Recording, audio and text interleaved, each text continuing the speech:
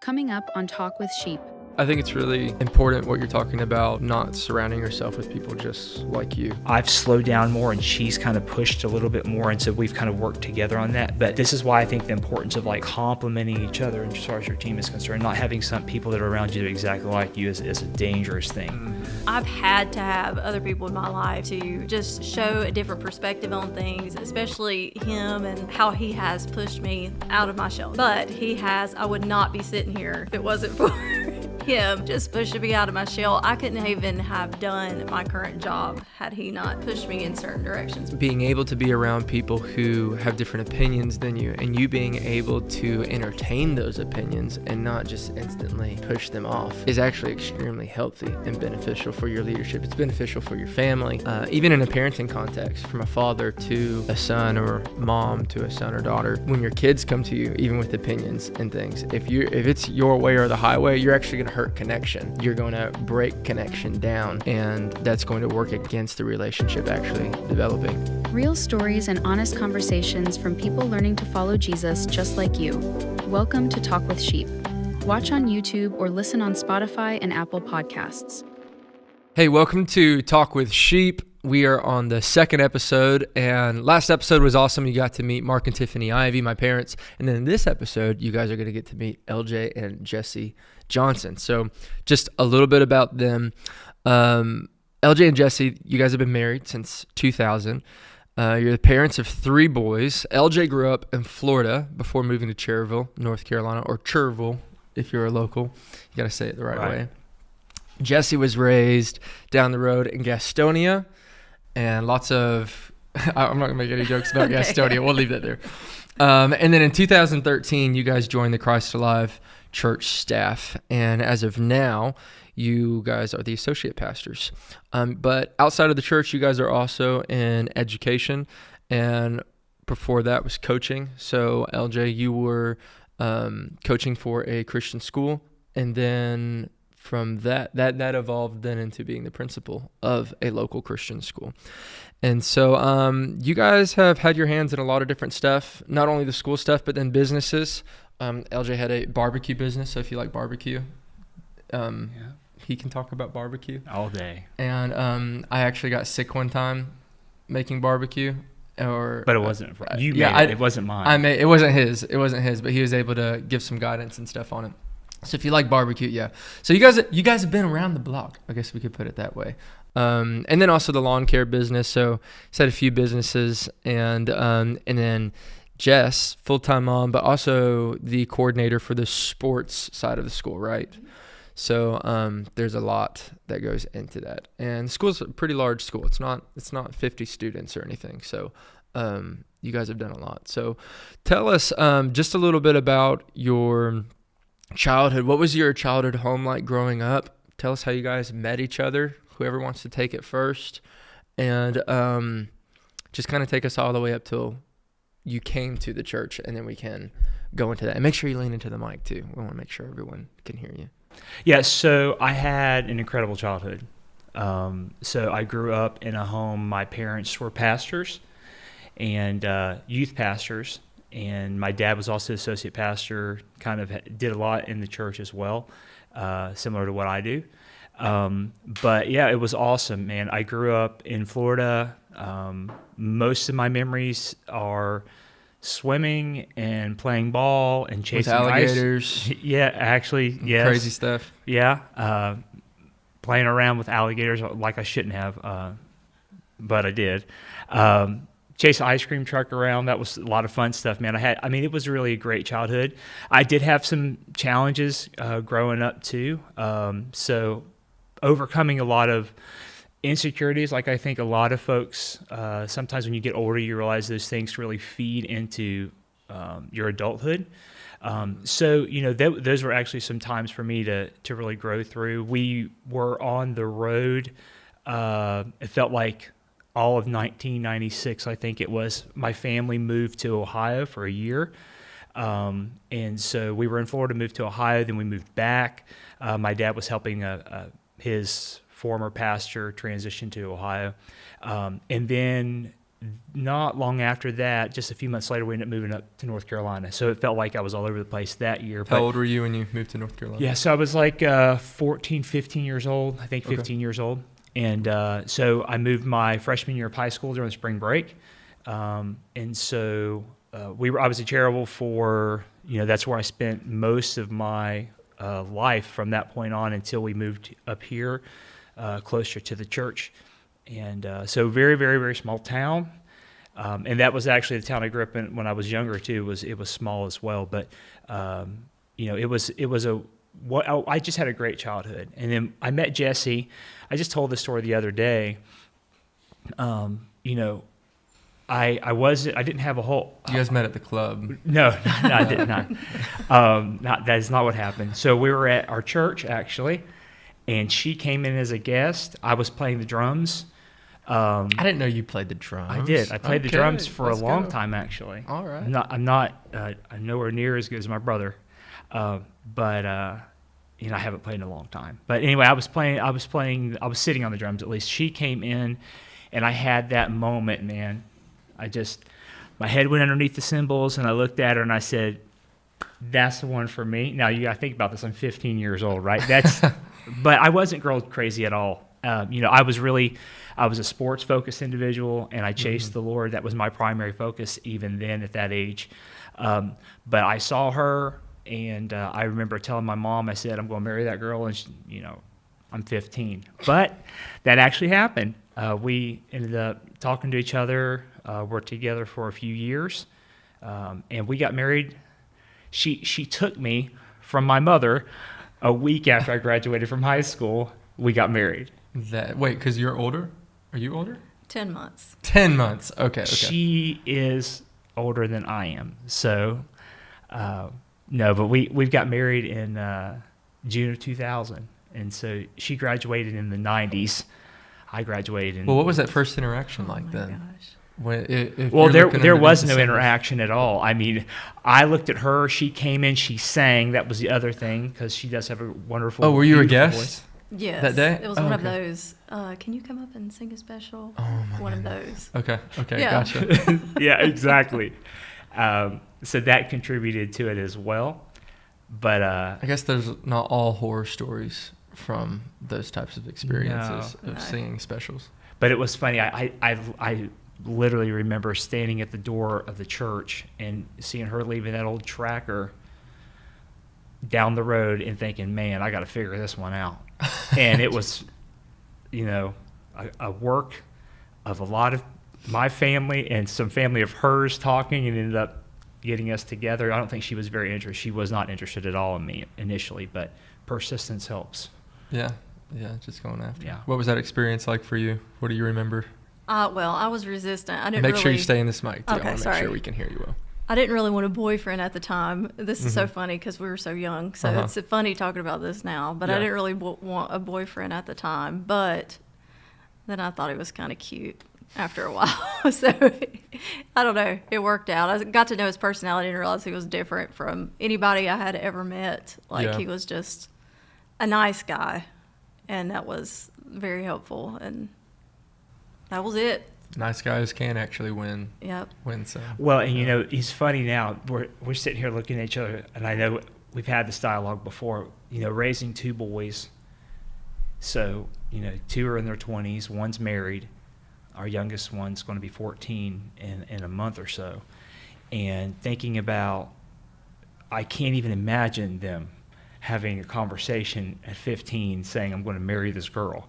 I mean, it sounds... And us being okay with it. I know, right? Yeah. And so, I mean, that's just so we're 100%, this is not the counsel we give to anyone at all. We're like... This is our story, but we're not giving let's it as take advice. A different path, right? Yeah. So, because it wasn't easy at all being married that early, for sure. Trying to finish school, and wow, it was challenging. Then Zion coming along really early in our marriage, so it made it. He came a year into the marriage. About a year and a half. 2 years, Yeah. Year and a half. Yeah. And we were determined that Jessie worked some. She worked a good little bit, but we wanted to make sure that she was home with the kids, and that was really the focus that she spent most of her energy on. helping to raise the kids at home. And so, being as young as we were, and I'm trying to hustle and do whatever I can, I think part of that is what fed into my, my scope of perspective as it relates to operating in multiple areas to be able to create multiple streams of income, because at that time we had to have it. We had to hustle everywhere to be able to make it. So, so it was definitely, we were younger, but something that I definitely don't counsel kids and families on to take that road at all. And when they start going down that road, we're like holding our breath. Yeah. Well, our two oldest ones, they really didn't try to go that route. They were, Zion and Judah both were, even though teenagers are how they are as far as a little bit resistant to, to counsel from parents. But they did listen. And I think both of them now, at the age that they are very thankful that they did not attempt to take that path. Good. It's not easy. Yeah. So what led you guys then to the church? So if we're jumping from, you guys got married, started having kids. You were living in Cherville at the time. Had some goats and some animals and stuff on your property. Then how did you guys get connected with Christ Alive? What that process looked like? Or what started that process? So you're looking at me. You still want me to keep talking? Sure. This is going to be a whole conversation. Go ahead, Jess. We'll ask you. How did you guys get connected to Christ Alive? So we were senior pastoring at the church that we had actually met in. Okay. And it was for a short time. We knew some things needed to change, and we actually, out of the blue, got invited to church planting. It was assessment. Assessment. Okay. Yeah. Cool. And we had actually planned to go plant a church in Florida. That was our goal. That was just had been in the back of our mind for a long time. Yeah. So when we went, your dad was there, and we met him. There was just a connection there from the beginning, and we decided to leave what we were doing and move here to Christ Alive to learn from him. Just because of the success that he had had here, the size of the church and everything was obviously so successful. We were going to learn about church planting here to move on to plant in Florida. Okay. You want to take it? Yeah. So, but that was June of 12, and because we came in, I met you. You were still you were just a baby. I was in youth, 16? bro. Yeah, I was I think you were 15, 16 years old. Yeah, he's 16. Yeah. All right. So we came in and helped with the youth. I mean, it was really just for us to help. Pastor Mark just put us in a place to be able to kind of see some of the workings of a team that was functioning here. And so we came in and started helping with the youth in various different areas. And then in January, he offered me a job as a children's pastor. And that was shocking for me to even consider that. Because especially if you know LJ. Yeah.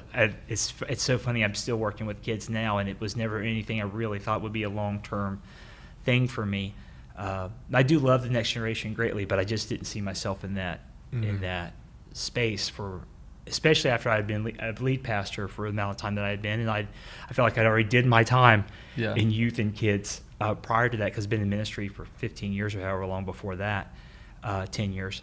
So, so he offered me that job, and I said yes. And, here we are now going on 14 years or something like that, getting ready. Is that all right? Mm-hmm. Yeah. That's right. Yeah, somewhere in there. Yeah. And, that was, for me, that decision to go to that church planting assessment. You can look back at life and say, you made these decisions and you made these choices and you end up where you're at. And life is an accumulation, I think, of small choices in general. Mm-hmm. But that meeting with Pastor Mark, and then him saying, come be a part of what we're doing here and learn, that changed everything for us. I mean, it was without question, the biggest decision of our lives. It changed what I feel like was the direction of how we saw everything and approached everything. Yeah. Ministry, professionally, as a businessman, all of those pieces because that's I guess, one of the strongest attributes, I guess, characteristics of Christ Life Church. It encompasses so many pieces of the believer's life, that it's not just come to church on Sunday and worship encounter, which is incredible, and the discipleship components. It's just, we're big on living life together, and then how does that integrate into your everyday decisions? And so for us, being pastored here has launched us into, this phase of our lives that that just, for us, was the turning point for so much. Yeah. So talk a bit about some of the pain points during that turning point. So coming here, and then you guys had planned to go to Florida. So obviously that's a plot twist within your life.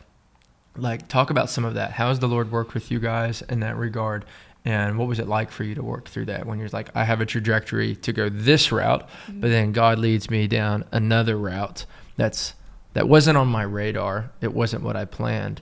I think a lot of people have had those experiences in their life in one way, shape, or form, where they have an agenda, they have a plan, whether you're young and it's related to school and what you're doing with your career, or you're married and you have a surprise kid or something like that sooner than you anticipated. What have you guys learned, and what was that process like as far as having that fork in the road moments where God directs you a different way? Well, for me, there were so many of those. I'm a very driven individual, and I get locked in on my goals. And so, when we purchased our home in Cherville when we were younger, we had our two older boys. Our plan, like, I had it all laid out. Like, I'm getting rid of that last one, that Judah's graduating, and I'm still 38, 39 years old, and we're going to pack everything and we're going to head south. It's just kind of where we wanted to go. And then Jessie comes to me at some point and says she feels like we need to have another child, and that's the first thing that was the biggest shocker for me. Yeah. I was extremely resistant to that. That processed. She wore me down. No, that's not what happened. No, God moved on my heart, quite honestly. And then Ezekiel came along. And so that was such a huge part too, because just moving here, it wasn't just the randomness of that relationship. The home we lived in was a 2-bedroom, 1 bath. It was like under 1,000 square foot. Yeah. It's a small home. And then we had a small car that was our family car. So now I'm like, oh man, I have to find a bigger house. I need a larger car. All those things were happening. And so then moving, it wasn't just a place where I could stay where I was at. We knew we had to make an adjustment as far as the home was concerned. And that's when we ended up having this opportunity to come closer here. So it was so many shifts in our lives at that point. We're settling into this new place, and then we're sitting here thinking like, well, how long is this going to be? Because we always have had this itch to relocate to Florida. It's just been there, and it's probably just been in the last several years the Lord has just really settled my heart. And like I would say to anybody, God is so wonderful and merciful to us that he works within our desires. He can look past our desires that are not oftentimes the way that we think the plan should go. He's able to help. He navigates us and helps us work through those things to be able to be settled where we are. And so I squirmed for a decade, wondering and what's going on. And I think, both of us were in that situation where we're just trying to figure it out. And then finally, you just kind of tap out and say, God, okay, I'm just going to wait and just go with whatever you're going to do. And I think that's like my advice to anybody.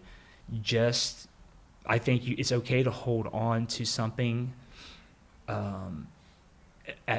because I think some of those desires are certainly God, but we don't always see it the same way,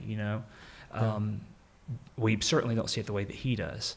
And so once that happened, doors started opening for us. I mean, everywhere, and pieces to our puzzles of life, and things started working. Things worked out for our kids, and so, it was not and has not been an easy process. But I think it's in the submission to whatever the Lord's timing and plan is the key for moving forward.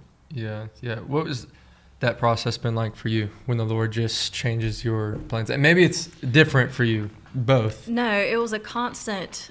Like he said, we were just waiting on when's this transition coming. We felt like it was God and that's where we're supposed to be. And then, and we've had a few opportunities to actually transition.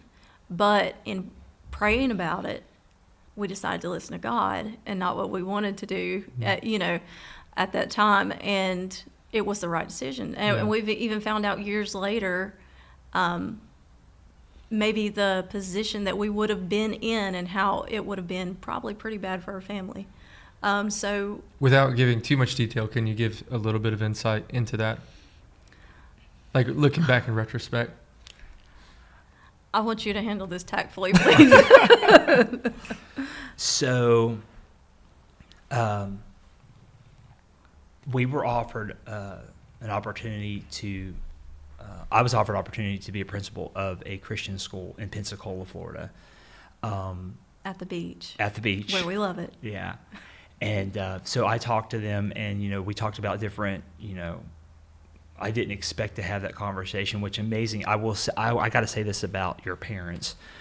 The transparency, and I will say that this is probably any church leaders out there listen to this, if they are, employers in general, if your folks that you're leading, whether they're employee or not, cannot approach you with these type of things they're wrestling with and talking through, it creates a distance between you and the leadership, because you've got to feel like you got to kind of hide stuff. I've never felt that way with your parents, with Pastor Mark and Tiffany, ever.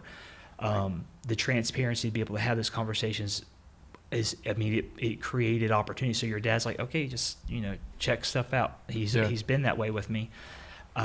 He's always been great about, very secure in his leadership, and I think very confident in God's calling in our lives and the relationship here. And this is several years ago, it's back 2000, or 2020. Yeah. Zion senior year. Yeah. So, I've had conversations with them, and they're talking about, they're going to give her a job there to make sure, the finances are where they need to be. And we just could not get peace with it. And then interestingly, a few years later, I get offered an opportunity to go into a administrative role as an assistant principal, vice principal at the school I'm at now. Making that move, I think, looked on the surface like a potential opportunity that would have been good, but we talk about this all the time. I'm not going to mention the school, but I've seen them transitioning leadership there multiple times over the past couple of years, and I think the atmosphere would have probably not been the best fit for our family, particularly just with my leadership style and my approach to things, and I just don't know that it would have actually meshed. And so I think that for us was a tempting option for a moment, but it really wasn't like a pulling from the Holy Spirit at all. And so, but it was just interesting though, because I never really thought, I had this feeling that I would eventually go into Christian education. Quite honestly, at some point, I really wasn't even thinking about it. I just felt like it would come at some point, and I didn't even know what the time frame or how long it would be. But it's kind of like, I think about, like, now I don't want to over spiritualize it, but it kind of feels like it was my Ishmael moment. I could have chased that opportunity, but it would have been the wrong timing. Yeah. And so I'm thankful for that. And then, like I said, the other doors opened up for us to move into Christian education in a way that we just didn't anticipate. Yeah, which has been amazing things happening there over the years, because you've been there 3-4 years now? Yeah, so 4 years. I'm starting my 4th year at the school. My 3rd year as the principal of the school. And God's just did some incredible things. We started out, Jessie was hired as the athletic director, I guess, 8 or 9 years ago. She was there a year before I came on the coaching staff there as a basketball coach. And it's just amazing what the Lord has done in that, and how we've been able. The other thing too is, like, I know a lot of people have a challenge there's a number of people, I should say, that may be challenged with working with their spouse, but it's been amazing how we've been able to really, that's been the strength probably of not just our employment side, but our relationship in every aspect, because I really lean heavily on her counsel. I run really hard, and she's really good about, you need to slow down and process this. Mm-hmm. So how have you guys worked that out in your own marriage? Growing, because you got married pretty young. How have you guys gotten to a place where like that's actually working well together and not fighting each other? Because there's had to be moments where it's like contending with each other. I would say the first 5 years we were contending with each other constantly. Yeah. But once you stop fighting each other and actually, oh, this is just his personality, and I have to pay attention to this and this, and then he has to pay attention to the fact that I don't do well with this, and you just start kind of working together and flowing together, then stuff starts to come together. And we have worked with each other in everything since we've known each other. I mean, even before we were married, we were kind of doing youth together, and we have just had that frame of mind of everything we do together. And if I'm doing something, he's right there helping me, and vice versa. And it's just worked. It's how we've made stuff work, and not felt like we're leading two different lives. Yeah, that's good. You got any thoughts on how you guys have meshed that? Well, I mean, a lot of it was she finally started listening to me. No, the personality piece was a big part. Jesse was extremely patient with me earlier on. And again, I go back to getting into relationships so early and letting your personalities develop and grow is it's important to kind of have an understanding of that, or be surrounded by people that can help you navigate that.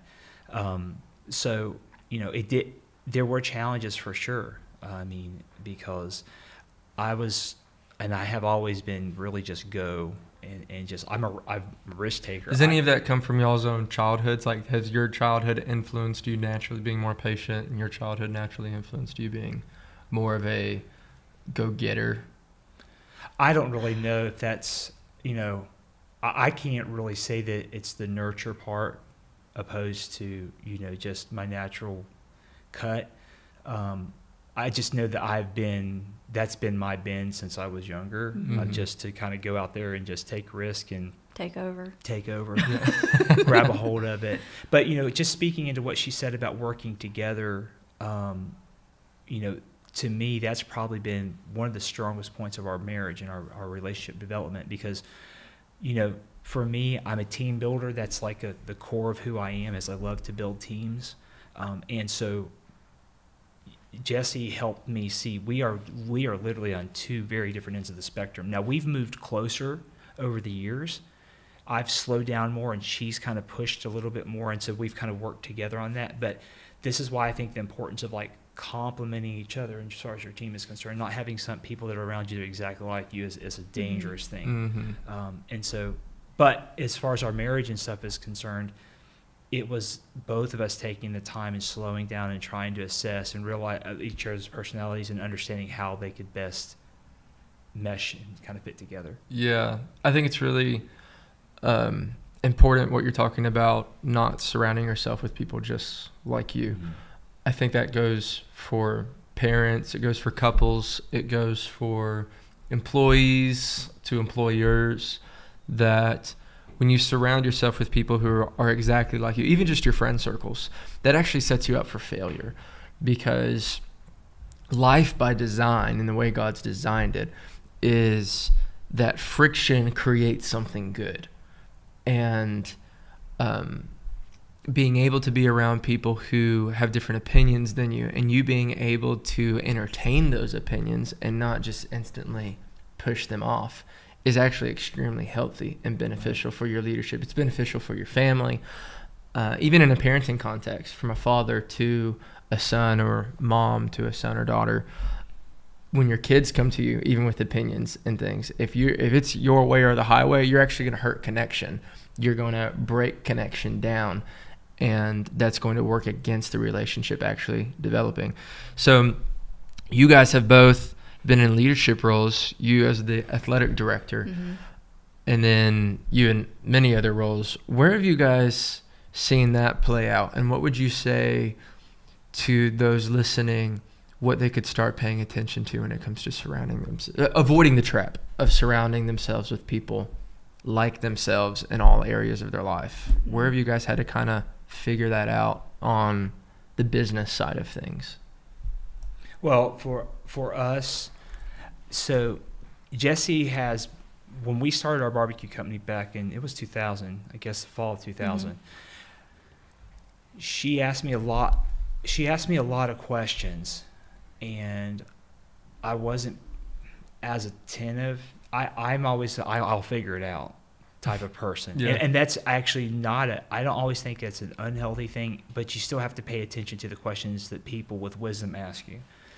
The biggest thing with us is we it was successful and all of that, but it was too much. And her biggest thing was before going in is like, who's going to manage this? Because you can't be in the works of everything else, doing everything you do with the school, with the church, all the other stuff you got going on. And so that I said, I'll figure it out. And that was one of the more challenging seasons of our lives, just because we're trying to get that off the ground. Like I said, it was successful, but I'm so thankful that we came to a place to where we're like, look, we have a lot of aspirations in life, and I've got to find somebody to run this thing, or we're just going to have to move it out. And that's when it ended up what we started to do. We just said, okay, we're going to move to the next phase.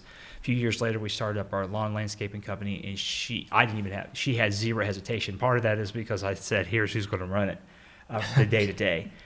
If I surround myself with all personalities like me, we're just going to go do it, and we're going to just figure it out. You have to have somebody that slows you down, and it's been like that even with at the church. The staff that I work with there, so many of them, they're asking me certain questions, and I'll tell them, I said, y'all just figure it out, but we're trying to navigate that at the school. Same thing. The vice principal we have now, she's very she analyzes a lot, very analytical, and I am not. And so she asked me lots of questions. She's like, are you sure? I'm like, we'll figure it out. She's like, okay. So she's kind of learned to adapt, but I slow myself down to try to listen to what they're saying. And so just in general, like the successes, that's subjective, right? I mean, but the places where I feel like I've been successful in life at all have been because I haven't been surrounded by people that are just like me. I don't think there's anybody just like you. Well, personalities. Thank you. That's such a sweet compliment, Jesse. We're taking it as a compliment. That's right. You should. Yeah. That's how it's intended. What are your thoughts, Jess, on surrounding yourself with people not like yourself? Has that been something natural for you to do, or no? Well, number one, it would be so boring if I was just around everybody that was just like me. It would. No, I've had to have other people in my life to just show a different perspective on things, especially him and how he has pushed me like out of my shell. Now you see I'm sitting here and not talking very much. I don't like to talk, but he has. I would not be sitting here if it wasn't for him just pushing me out of my shell. I couldn't even have done my current job had he not pushed me in certain directions. But in dealing with coaches and dealing with staff members and all the different personalities and personality types that I have to deal with, it's just helped me see things, from all different perspectives that I never would have thought of before, and made actually my program a lot better. And there's times where you have to say no, we can't do that, and times where you're like, man, that's a great idea, I would have never thought of that. So it's super important, and I'm thankful that everybody's not just like me. Well, yeah, I mean, because really I think one of the things, growth points I've seen as far as Jess is concerned is she didn't like to say no, and really try to navigate the no was more of a challenge. And I think there are a lot of leaders, I mean, the majority of pastors actually have that type of personality. They're not really know people. They're trying to figure out how to make everybody happy. And, I think seeing her. Thinking business owners as well. Oh, yeah. I mean, because the customer's always right. But that philosophy has to be viewed from a different perspective, right? And there's a difference between, making sure your clients are satisfied and then also having your standards. And so to be able to lead accurately and effectively. But, seeing her is just, I've listened to her. She works all the time too. But I'll hear her on the phone navigating things. I'm like, man, I never would have heard that a few years ago. The way that she's really stretched. And so it's, and again, I am going to attribute so much of that to the function of what we do here. I mean, the church has, the leadership here has helped us learn how to work through those, how to manage those things. Again, not just within the church environment, but just life in general. Because, when we have teams, if you serve on teams here, there's a certain function and expectation. And I think it just becomes part of your natural bend if you're involved in church. And I'll say, leadership. too, I would never have been able to do my job like I currently do it had I not first done the kids coordinator role here and been through that and learned leadership here and how you do things and the correct way to do things.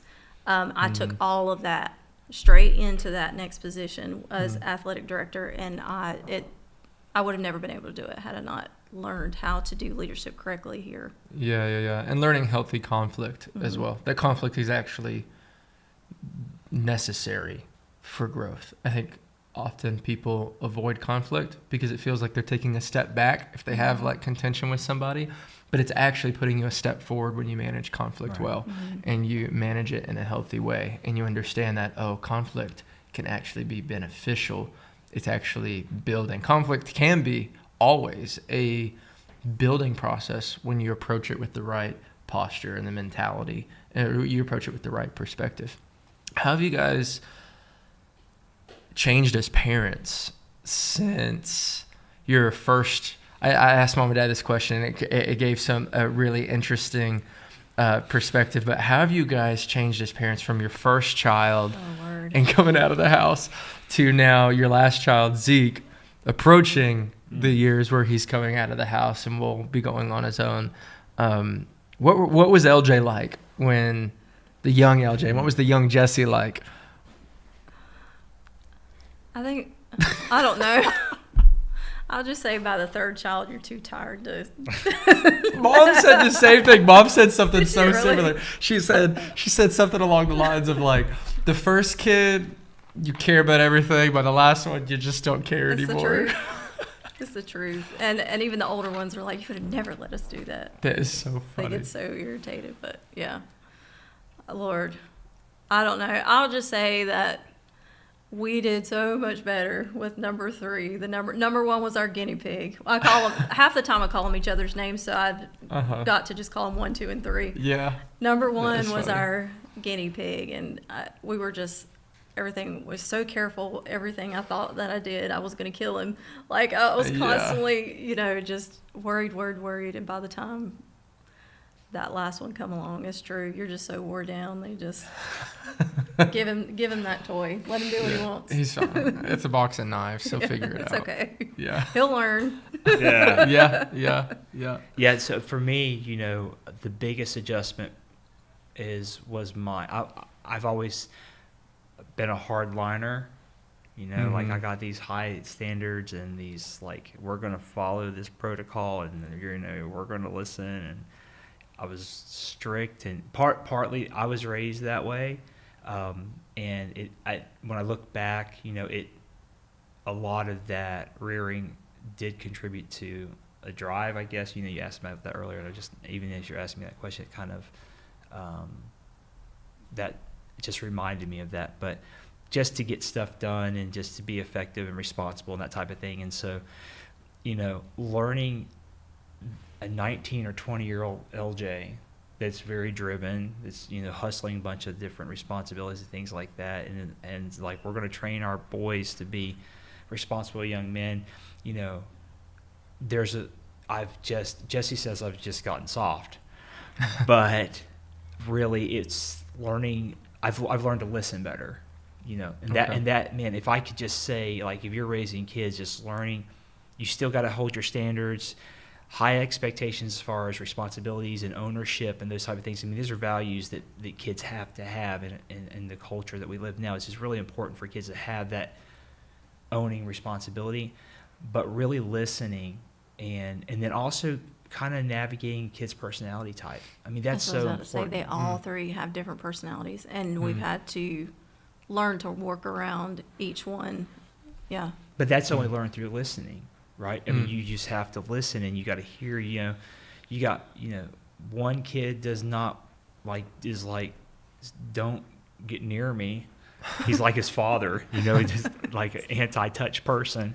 And the other one is like, I'll sit in your lap. Sit in your lap. Yeah. At and I'm 20. 19. Yeah. Right. Like the other day, I mean, it was like the other week. He's married and has his own family. He's like, Mom and Dad, can I come get in the bed with you? Now, I think he's trying to just be irritated, obnoxious, but no, it's just, I think that's probably been the biggest change in me as far as like learning how to listen better. And that, I mean, that helps us parent better. And that is the biggest growth point as far as, and I think that's both of us probably. I think we both have learned to kind of bounce off each other and learn to say, hey, what are you kind of sensing? So spiritually, what are you picking up on? And then what's the practical things you're hearing in the communication when there's any kind of conflict or challenge the boys are dealing with. So that's been the biggest change, I think, for us. Yeah. Do you have any other thoughts regarding what's changed for you guys from first kid to third kid? I think, too, just recognizing that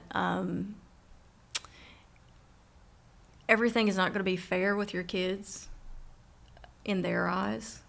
But, like, there's some that mature faster than the other ones. So some are responsible. We'll say even, like, one of them was responsible to have a phone at an earlier age. The other one couldn't have a phone until he was 16. They just mature differently, and so you have to pay attention to that as well. As far as their differences, I would have never, when we first started out parenting, like, even my mom is very much like this still with them. Everything has to be fair. Everybody gets the same thing. Everybody, but they mature at different rates, and I don't know. You just have to treat each one according to their personality and how they are. Yeah. What about as like a couple? Like as a wife, how have you, since the first kid to the third kid, as a wife to LJ, how have you grown? Like, what are some things that you've had to let go of evolving? Yeah, so I would say with the first child, I was all about him. It was all about him. And I had to realize as we went along that at some point those kids are going to leave us. And me and him would be stuck together for the rest of it. You know what I'm saying? Yeah. So I think prioritizing our marriage, our time together, telling the kids they need to go on. Like, we need our time together, so you need to go on. Like, when they're old enough, of course. Yeah. Just prioritizing us as a couple, because we're what sticks. We're together for the long haul, and they're going to leave us. So and there's a huge percent. I don't know what the percentage is. I saw some statistics some time ago about families with parents who prioritize the kids over their own marriage. Like, the statistical rates of divorce are much, much higher once the kids leave the house, because the kids cannot be the all in all of your life. They're a portion of your life. You'd give your life for them, but they cannot be the center. Well, they leave and you realize you don't even know each other anymore. Yeah. Because everything's been focused on them. But that's really never been the design from the beginning anyway. That was never God's design. Our oneness is between husband and wife. That's the oneness, the unity from the very beginning, right? And we have a connection with our children, and they're always part of us. But the oneness is a conscious decision to join with someone in a covenant of marriage, and it's work for sure, but it's one of those.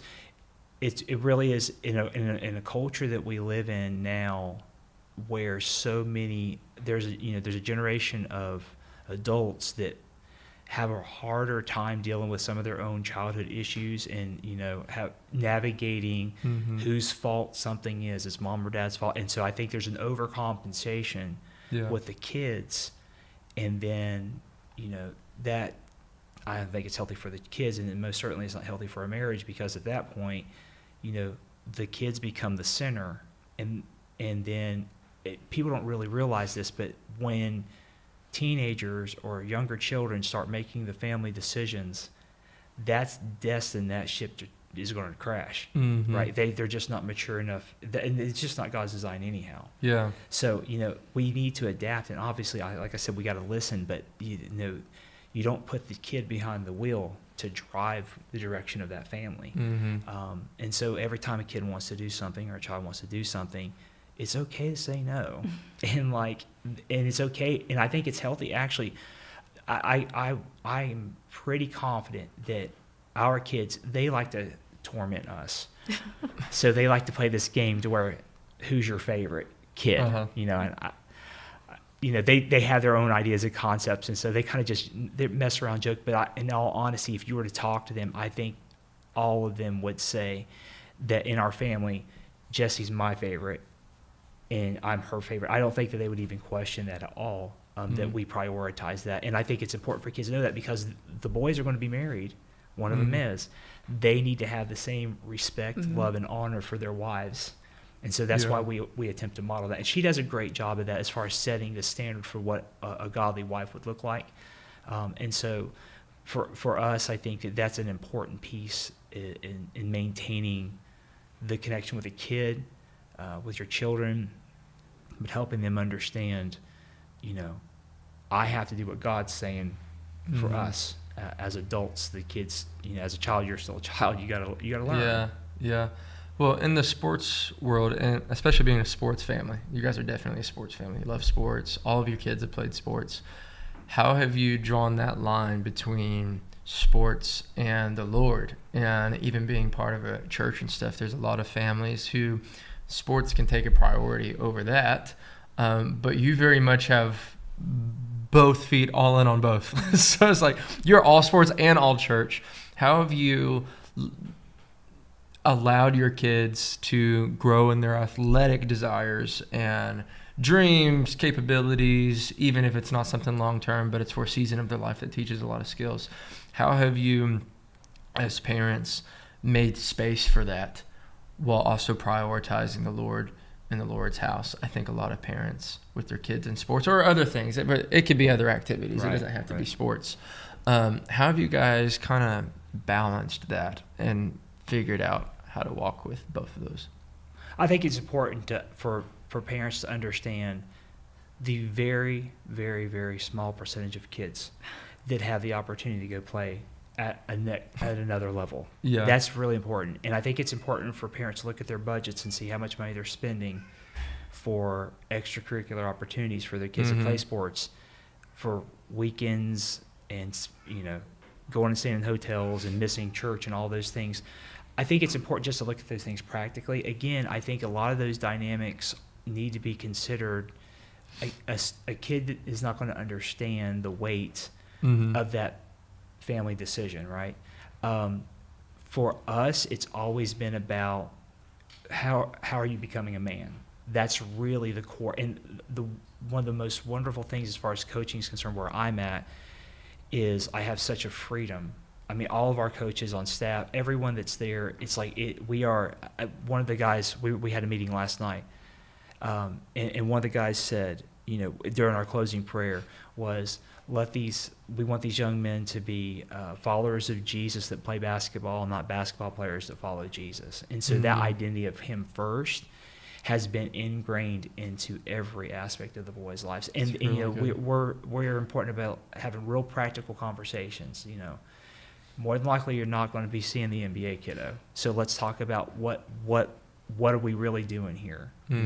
What are you learning? Because I recently heard an interesting statistic of how many kids that, particularly from certain demographics, when that opportunity for them not to go on to the next level, doesn't pan out, they completely crash and they don't know what to do with their lives. Whereas I think one of the healthiest approaches is saying, we're doing this to develop you as a leader, so that way if you're playing sports, if you're going to go into the business world, if you're just going to manage a company, whatever you're going to do, that what are the life principles that you're learning here? Yeah. And so that's been the biggest thing for us. And for, with that, it's really learning how to be practically involved with sports, but prioritizing kingdom principles. And so, and that's been, I think that's been good for us. I mean, don't you think that's been a lot of our aim and focus? Yeah, and he's just, God's just incorporated into everything we do, period. Just is. It's not church is one thing and sports is another. It's that the Lord is everything, as right. Whatever it is that we're doing and stuff throughout our day. So I think this has been really good. This has been really cool to hear from you guys, hear your perspectives on raising kids and being married young. As is happening, at least in our circles, it's happening a lot more often with the people we're connected with. Just in like 30 seconds, what would you say to those at Christ Alive Church? And if you're not from Christ Alive, we'd love to have you. If you're not here, go be part of a church home somewhere. But for those here in this house, what would you say your hope for them is as a pastor, that the kind of life that you want them to continue to grow in and live? My deepest desire for every person that would go to this church would be that they would find the deepest connection with the Lord in every aspect of their lives. That they would pursue him and know him well and have the realization of God's desire to be in everything, not to be controlling, but to partner with you. That's his desire. He wants to, and that's at the core of where I am, I want people to learn more of who he is. Because that in and of itself, when you hang out with the Lord, you become more successful just in general. That's awesome. You want to add anything to that, Jess? I just agree. Just agree? I agree. All right. Sounds good. Well, thank you guys thank you. for this conversation. It's been fun. We'll do it again on a future recording. We'll get you guys and mom and dad in here. And I think that'd be a pretty fun conversation to have. Maybe we can talk about mistakes in ministries, and it's all going to center around how do we manage Ashton. How do we help Ashton? But anyways, thank you guys. If you haven't yet, subscribe, follow anywhere the podcast is playing, and we'll see you guys next time.